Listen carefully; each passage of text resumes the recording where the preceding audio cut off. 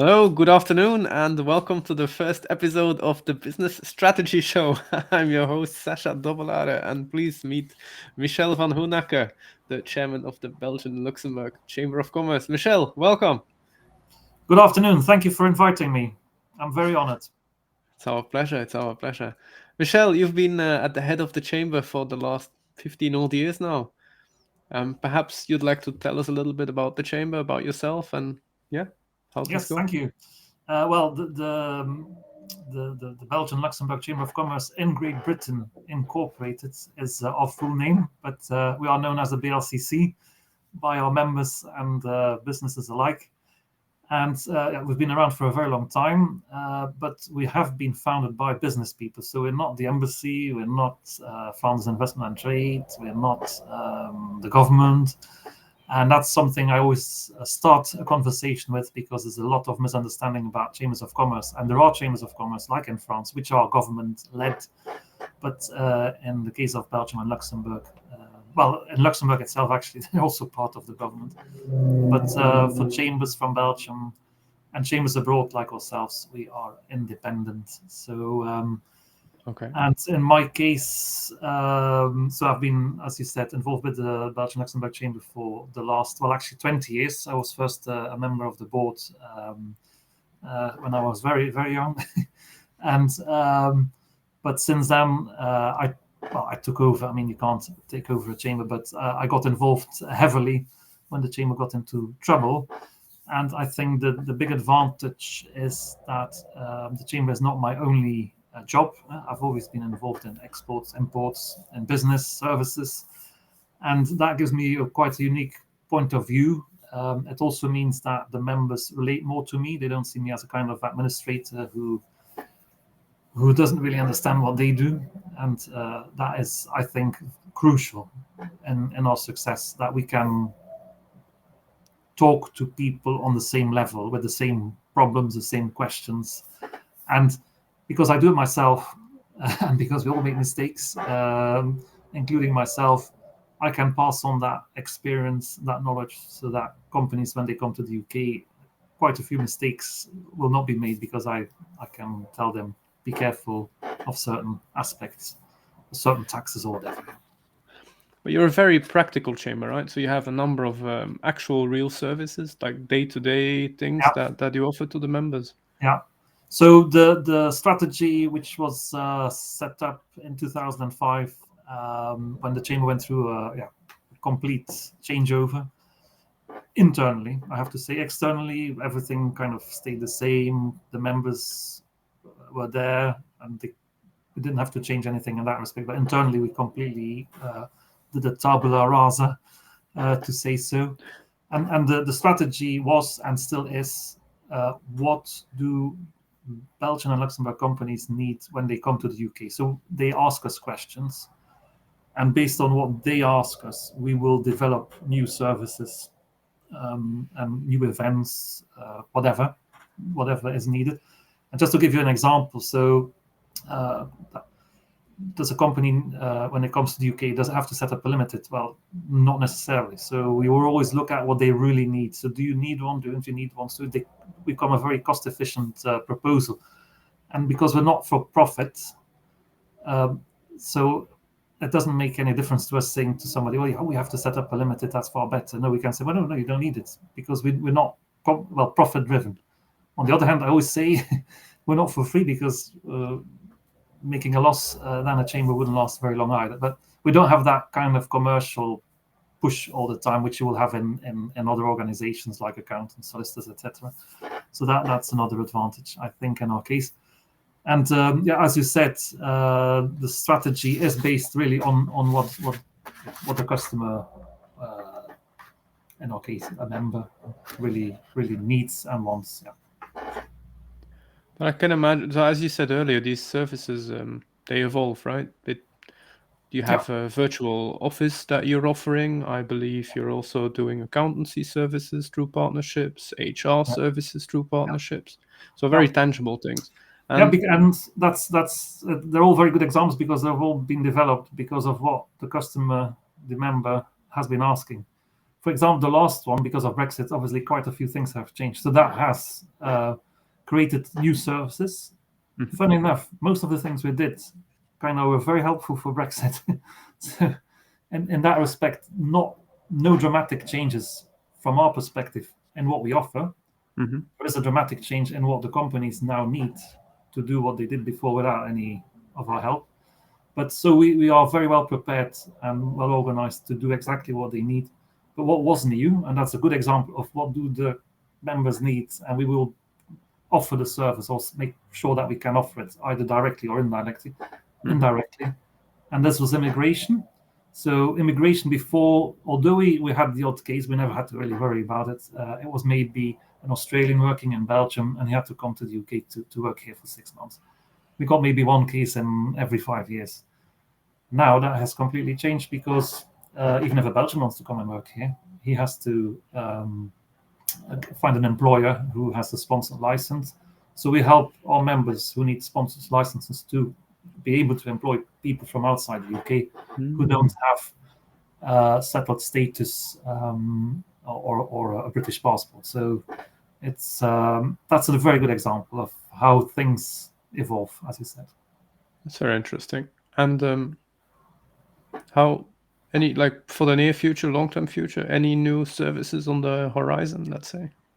Well, we just added it's a tiny little service, but for example, if you employ somebody and they have to be checked because they work with vulnerable people, so we have a SaaS company and they do educational technology.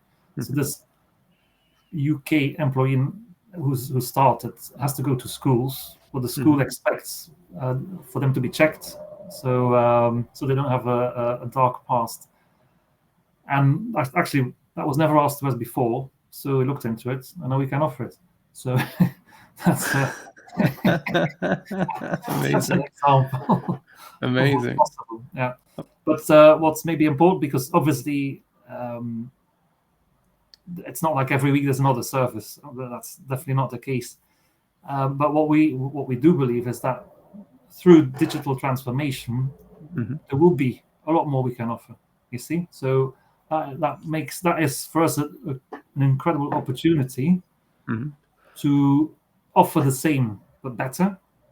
But on the other hand, because of all these possibilities, we are able to kind of start thinking of new things which we can deliver, which before we couldn't deliver for many reasons, because maybe it didn't exist, or we didn't have the right people, or it wouldn't be profitable because we would have to take on a new person. But with new services, sometimes you need new capacities, new people, and that of course comes at a cost. So if you're only if that person's going to bring in £10,000 a year, well, it's not going to work for us, is it? So, but digital transformation is definitely something which I believe will open opportunities which I even don't know. So if you say what's going to happen next, well, I think 90% of what's going to happen next I even don't know today.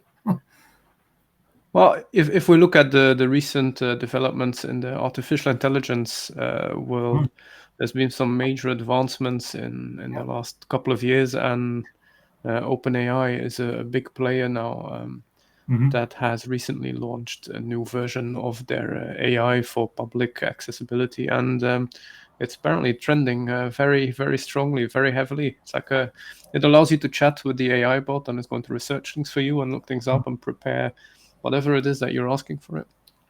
It's quite an interesting evolution. Yeah. So I can imagine that as software ate the world, let's say 10, 20, for the last 10, 20, 25 years, seems like AI is going to be that next big evolution in the current, let's call it the industrial revolution 4.0 is like a word you sometimes hear. Exactly. Yeah, AI is, in a way, you could say, is that a threat to the chamber? Because, but I don't think so. Obviously, yes and no, in the sense that I think we'll be able to do more again with the help of AI. So the role we have, we're not going to lose because of AI. So a lot of things will probably be solved rather than having a person. But why am I quite confident is because even this morning I spoke to 2 different companies, so new companies who come to the UK, and I can't see AI think like me yet. It probably will be clever at some point, but maybe I'll be retired by then. But every case is different, and that's why AI will be able to do a lot, and I'm all for it. I'm definitely not against it, but there's certain things I think it will maybe never be able to do, and it also allows us to serve more people with the same team. So again, why not if we can do that? I agree. An interesting statement I read about it was AI will help strong people or strong companies, strong services become stronger. But if you're mediocre to begin with, AI isn't going to magically make you a superpower. It doesn't No, really work that way. no. That's very interesting. Because you guys have been on the forefront as well with implementing technologies, implementing change, driving digital transformation inside of the chamber. I remember recently the Zendesk, the changeover Yeah, from the classic email into a more ticketing-based system, so that the whole team can work together, yeah. and not every single question is dependent on one person checking their email or not. No. How did that come to be? Yeah, well, that works very well. But yeah, just to give you a short history of where we started. So one of the obviously we all used to work with Excel. We still work with Excel sometimes. It's not dead, but we started to introduce new kind of tools like for payroll. We didn't use the Sage payroll. We use a different program which was more ahead of its time, and I'm talking here about 2004. Also because we deal with lots of companies and company sectoral services, so we were one of the first to have registers, digital registers rather than files. Office 365, when we implemented, it wasn't very common yet. OneDrive, we jumped on that one very quickly. And now the latest is, as you say, Zendesk, and I have to thank you for that because you kind of put the idea of ticketing in my head. And ticketing is for those who don't know, but I presume most of you will know, but until recently we got an email, and that could be any of us here, and then it was okay, this is a question for somebody else, so you forward the email, and it becomes a whole mishmash of emails and CCing, and it's far from ideal. So we are really gently pushing all our members to use only one email address. So that's already an advantage for them. Or even a button on the website, contact us, quick, and that's it. So you all the questions, all the requests come in one place. And then whoever is here, and that's a second advantage because I'm not always here, Izzy is not always here, Yvonne is not always here, Jules is not always here, whatever. So every request is seen the day itself. I think that's, we try to be quick. Well, that allows us to be even quicker. And then the person who opens that can decide, okay, this is for me, and I'll solve it, and that's it. Or the person can say, no, that's something for legal, so it will be sent to Philip. And that way, we are far more efficient. You can't forget anything. It's not an email which ends up at the bottom. You can give a different status, so it's on hold, it's pending, it's this, it's that, and that way it works really well. So everybody's using it now. Is very happy because we're introducing it step by step here because we didn't want to change everything, and if something didn't work, we couldn't really row back. But it's working really well, so we've been using it for a month, and with really good results. We also, before, we didn't really know what were the main questions we got. We had an idea, of course. We said, okay, it's mainly about this and all that, but now we can see so many people have been asked, or so much percentage X about VAT, X percentage about construction industry scheme, about banking, whatever, invoicing, and so forth. So yeah, it's and it's only the beginning, in my opinion. And you really see a trend in there already in those questions. Yeah, and you can start seeing, okay, what's because you can't close a ticket without saying it's related to a certain subject. So in our case, it can be membership, it can be invoicing, it can be legal, it can be events, it can be, well, there's about 15, I think. So that way, we also can start thinking about the resources we have. So what is really driving this chamber, and where do we need more resources, and maybe where do we need less? So It's That's great. Wow, recommendable. wonderful. I must admit, the tickets are something I bring up regularly. You'll be surprised how many companies are still insisting on continuing to use email in their daily activities, and Yeah. even companies I'm talking to with 100+ members of staff, and they still insist on running customer service through email. No. It's I struggle to convey how it changes things. Like with our other activities, we've gone through it. We've implemented tickets, and it really transformed the way we did customer service. It really helped us, like you're saying, respond quicker, respond more precise, but also stuff doesn't get forgotten. It doesn't take a week that you then accidentally find it. Especially in e-commerce, it's such a sensitive thing to reply timely, and and you have the whole history. So if when somebody says one day to us, we're going to employ somebody in the UK, that first message is the beginning of a whole history. So rather than having to look left, right, and center for what happened and didn't happen or whatever, it's all in one ticket basically. So you if later there's a question, easy. This is all what happened. Oh yeah, of course, yeah, because you have long-running issues, don't you? The stuff isn't resolved in 24 hours. It can take months. Yeah, because like in e-commerce, they like you have to. There's a response time and there's a reminder to the customer if they don't respond to you, and these are very short. We've put ours on a week because we know that these things we generally do take a longer time to come back to. But that works well. So e-commerce or something we do, it does work. That's amazing. I can see that, especially if the tickets or the issues are longer running, the chance of being forgotten or big. Yeah, or people can't remember. They just don't remember, and you think, what happened there? And then you look and say, okay, and you don't have to like search an email, and then there's 50 emails really. One ticket. And with duplicates of a content of a copy of the copy inside of the copy, you just can't keep track of it. Actually, when I'm emailing to Yvonne or Rizzy now as well, I can see my own history in the ticket as well, and it's clean. Yeah, it's I'm notorious for forgetting certain things, so it's very handy for both sides apparently. It is, I think so. And well, recently we did something together as well, didn't we? So for the virtual office, you guys do a mail forwarding, have a mail forwarding service. But historically, this was run through an Excel sheet for every customer, and then a central Excel sheet to tell which Excel sheet to use to determine how the mail should be gathered and forwarded. Something like this, isn't it? Yeah. Traditionally, we received post because we have a lot of Belgian companies whose branch or UK limited is registered here, or for VAT purposes they need a UK address. So we get still, which is also crazy, we still get a lot of mail, paper mail. I mean, so our promise to every member is when the mail arrives, you will see it the same day. And the only way to do that is, of course, to open it, which you're allowed to do, and then scan it.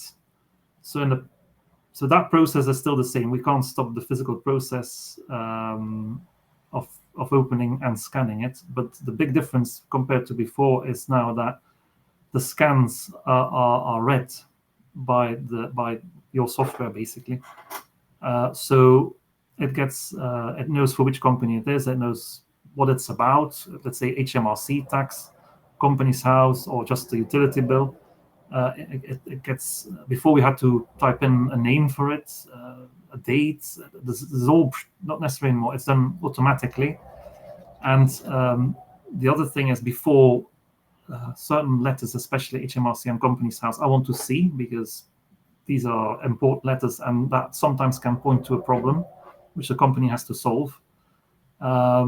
And these come to me, but before that was again a physical process.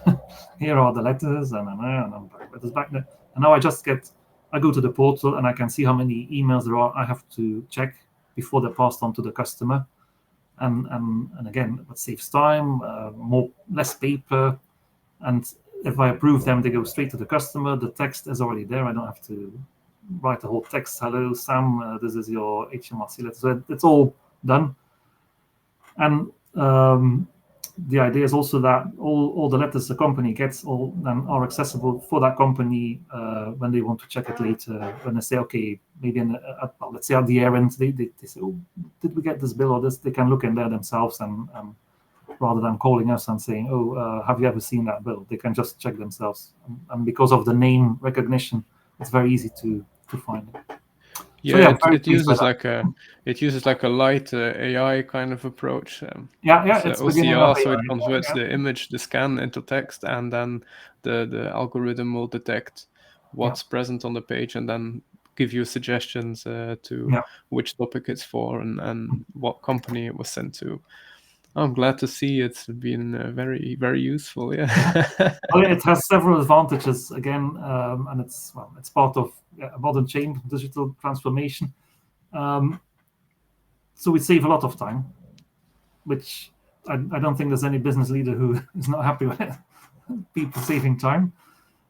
So we can do more with the same group, which is good news for us. But also, let's be honest, it's not the most interesting job to have to do every day. Oh, you mean scanning mail and digging through an Excel sheet who to send it to? Yeah. So and recording, and so it's cut in half easily.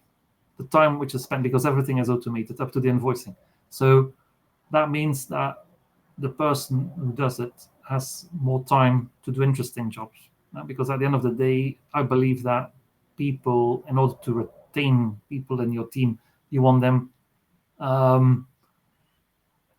to have interesting jobs, fulfilling jobs, and scanning is not necessarily one. It's fine to do it for 5 minutes maybe, because it goes quickly, obviously, but not 2 hours of scanning a day. That's not how I see how you can make people happy in an organization. That's an interesting remark. I mean, generally when I'm talking about digital transformation, I'm often talking about knowledge retention and cost savings, but actually retaining your team as a whole is equally, if not more important, by just in its own right, isn't it? It's hard enough finding the right people to build a strong team. So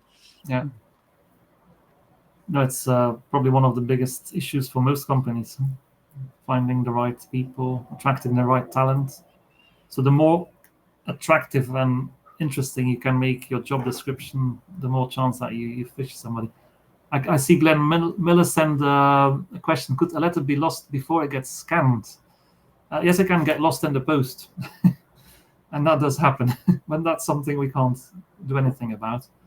But once it gets here, no, I can't, because as soon as the post arrives, it's done immediately.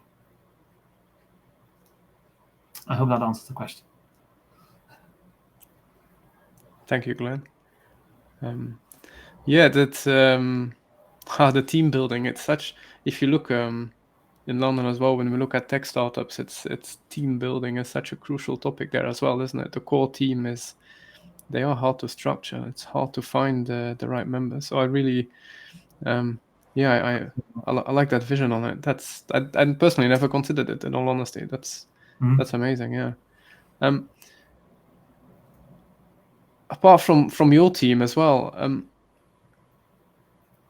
what would, like, now that you've dipped your toe a little bit in the bespoke tool creation and what that can do, I mean, like a big evolution currently in digital transformations or in company evolutions as a whole is it's something called no code, right? So it's the idea that you can build software without knowing how to write software. You just click and drag and create workflows like that. And although I commend the idea and I find it an amazing thing to do just to get started with it, but then now, for example, you've tasted a little bit of what you can do with bespoke work that does exactly what it needs to do, not more, not less. It just does the right thing for the right job at the right moment. What would the ideal scenario be going forward? Like, what would the chamber or the services around the chamber, perhaps more importantly, look like from that perspective? Well, we want everything to be integrated as much as possible. For example, if you talk about CRM, so we made a kind of drawing, shall I call it, showing the environment of the BLCC is in the middle, and then around it all the softwares and tools we use, and it's like a jungle, and they don't talk to each other. Or but for example, the port. So we use Xero. Xero is the quite popular Anglo-Saxon accounting software from New Zealand, and so Xero is pretty open, so it's quite easy to add, or link it with other things. So, and the portal is an example of how we now link the action of scanning, which is chargeable, but not per scan. But I'm not going to explain you how it's chargeable because that's going too far. But yeah, there has to be a record because it's charged at some point, and this is already automatically linked to Xero. So that saves a whole rigmarole of recording it, registering it, then looking at it again, and putting it in a bill, etc. So this whole thing is gone, and it reduces the mistakes. So that means that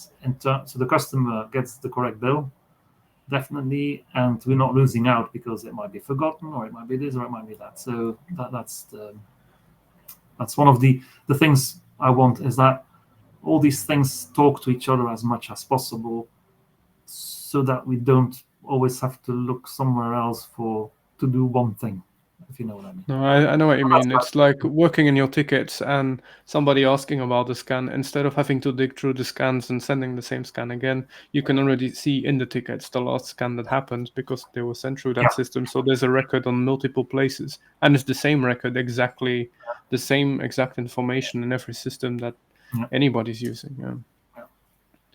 Yeah, interesting. So if we turn that around, and like you have a lot of members, businesses of all kinds of shapes and colors and sizes, if you would put yourself in their shoes, and it's for people who haven't necessarily started this digital transformation, it's a difficult decision because it's not really a cheap thing to do, not so much from direct cost, but also in risk of opportunity and change within the organization. How would you think they should take the first steps into starting to explore what automations, what digital transformations can bring to the table in their organizations? But just quickly about the cost issue, I think it does cost. That's a fact. But you always have to kind of say, if we save half the time, well, does it really cost? We can do other things which bring in money as well, then, instead of doing silly things. But as an organization, and whether you're small or big, I think you really have to question everything you do. I mean, and I try to impose that on myself when I open an email, a ticket now. I'm kind of saying, I'm trying. It's not easy. It's not always easy. But you ask yourself the question: what am I doing? Why do I do it? Should I do it? Maybe somebody else should do it. Can it be done automatically, or does it still need a person? And that's, I think, the beginning of the journey. Because if you start to ask all these questions, suddenly the old habits become questionable, and you think, like, hang on a moment, we've always done it like this, and it works. But is that really? That's not the answer. The answer is, why do we do it, and can it be done differently, better, quicker, cheaper, and again, automatically? Because we have enough work. We really are not short of work. So the more we can kind of automate, the better, because it will allow us to do what we really like doing as well, which is meeting people. Because I think meeting people will always remain important, AI or not. Meeting people need to meet to build trust, to also learn far more than through a ticket in our case again. So there's so much to be done, that the more we can kind of say this is done, again, more efficiently and quicker, and without even interference where possible, that's what I would recommend to everybody to start doing. And it really helps you do more with the same team, doesn't it? Yeah, because and that's, I think that's probably the proof in the pudding. But with our organization, we haven't grown a number of employees for years. but we have 3 times as many members. So we do 3 times as much with the same number of people. And that, if we worked like 15 years ago, we would have 3 times as many people. Exactly. Well, Yeah. not, but twice maybe. So you really, and that means that, for example, membership fees, we can keep them low. I mean, we don't have to increase them with the rate of inflation. Although we pay our staff more, we can kind of keep that all very reasonable, and usually, yeah, as I said, below inflation, so everybody's happy. I think that's an amazing evolution, isn't it? When we can really start doing a lot more with the same people and not have to kind of constantly try to expand the team with the risks of bad players arriving in the team, which also happens. Yeah, it's so first steps is really then questioning yourself, isn't it? It's determining, hey, how do we bring this forward? How can we improve as people? How can we enable our team to accomplish more? And that's it. You're mentioning team because obviously people don't like change. No. Well, the older they get, and sometimes my children say you're getting old. But you have to involve the team, and I know that's all very cliche and la la la, but I really mean it because they have to feel part of it, and that's why like with Zendesk and everything, everybody's involved in the meetings with Zendesk, and it's, what do you think? What do you think? Oh, we haven't thought about that. Oh, quite right. No, that's one which nobody had thought about. Yeah, but one had there. So by that way, you have different effects. You have a far better kind of onboarding for you. Well, first of all, people feel involved, better onboarding, spending less time on things nobody had thought about, apart from that one person who wasn't in the meeting. You see, so that's number 1. 2, and then implement it quickly. I think that's where a lot of people kind of we're going to do all this, and then because daily life takes over. But it's I see. I can see that being a big obstruction. Yeah. But why does daily life take over? Because you're not as efficient as you could be. So by like with Zendesk or with the portal, because we have more time. We have more time to think and to implement new things, and it's like a snowball, but in a positive way, which just it's more time for everybody to kind of think rather than just do the same. Isn't that like a common thing where people are busy, they commend themselves, they give themselves a little tap on the shoulder, hey, I'm busy, look at all the stuff I've done today, and without, like you're saying, questioning their own habits and wondering, well, maybe I can get 5 times as much done with half of the work just by doing things differently. And that doesn't, in all honesty, that doesn't always mean big transformation things, does it? Sometimes it's just really simple little things, like a couple of you have to start somewhere, and so yes, question everything and then start with the easy stuff anyway. And of course there's always budget. I mean, you can't do everything at the same time, but implementing it quickly, then people see the advantages. It's also exciting, and that's the other thing, it's fun. Like, ooh, because I go to work every day and it's every day the same. And notice something new. Wow, that's, and especially young people, and these are the ones who are hardest to retain. So if they kind of see evolution and progress and new things, that is crucial. And then of course you have to find reliable partners. So before you can implement it, actually, so step 2 is really finding the reliable partner. And obviously, some solutions are offered by very big tech companies, and we all know their names. Zendesk is also not a small company anymore, but then more bespoke solutions like what you've done for us, the portal. You did it within a month, but you said you can do it within a month, which is amazing. It all works. It looks good. I think we had one day where we said, okay, what's not kind of 100% right or working, or some things we hadn't thought about, you kind of did it there and then, more or less. Pretty much. I think the whole The developing is, of course, the biggest part, and that takes most time. But then the onboarding, let's call it, was in 2 days. Everything was virtually done and dusted. And now we're still making small changes, because sometimes we might get a letter which is a bit of a letter. We think, oh, actually, yeah, we get these, but not very often. But they need another treatment, and that's one we hadn't thought about. Exactly, and that's the good thing, right? So you get stuff, and we've done the right amount of preparation to make sure that you can actually, like, it's all encompassing.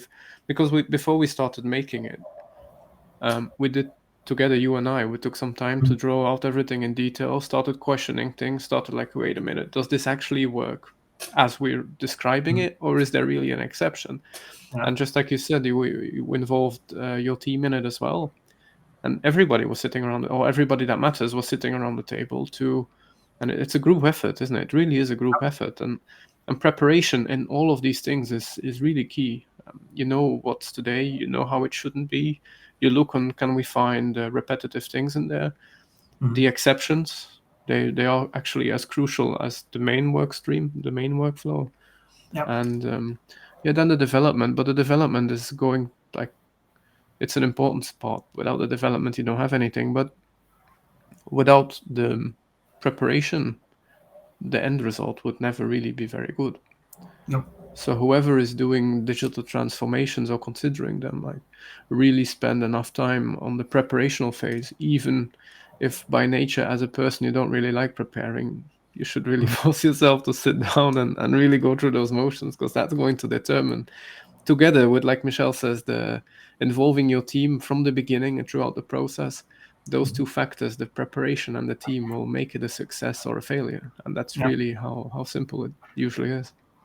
And forcing is the word, because I can walk into my office and keep myself busy from 8:30 until 8 o'clock in the evening without any problem. It's never ending. But you have to force yourself to, again, question everything. And that's probably the most difficult part, I think, for me. I can believe that. Yeah, I can believe that. There's always new stuff to do, isn't it? Yeah. Yeah. Always somebody new who has a problem, or something that came up, or a new development here. Or yeah, absolutely. So if we summarize this into 3 simple steps somebody should take really going forward as something, to consider such a evolution. So what I said. So question yourself and involve your team. 2, find a reliable partner, and horses for courses again. The portal is something which, in our case, you're the perfect person, because it's bespoke. We don't want to work with big companies where you're a ticket.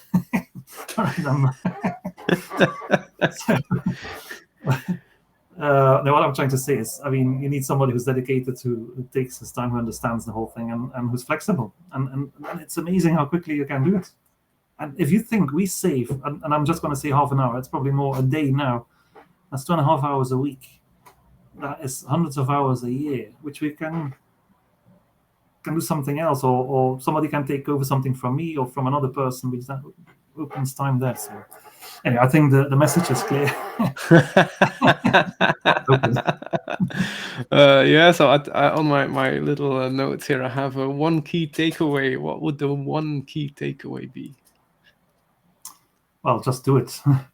Yeah, just do it. And again, it's a bit of a cliche, isn't it? Like, do it. It's not that easy to do it.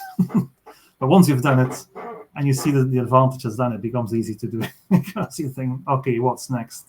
What is the next task we do here, which is really kind of, it was fine 15 years ago to do it that way, but what can we change?